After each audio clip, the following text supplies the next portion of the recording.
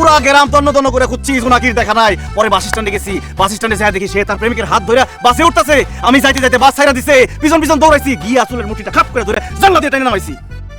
হারামজাদি, এর লিগে তোরে জন্ম দিছিলাম না? হ্যাঁ, বাপ মার মুখে চুনকালি মাখাইয়া তুই একটা সেরার লগে বাইকে গেছিলি। আই হারামজাদি, তোর যদি এতই শখ থাকে যে প্রেমিকের ঘর করবি, প্রেমিকের সাথে বিয়া ববি, তুই আম করে কইতি আমরা তোর নিজ হাতে তোর প্রেমিকের হাতে তুইলা দিতাম, বিয়া শাদী পড়াই দিতাম। হারামজাদি, আই আই কোন সেই সুপুত্র?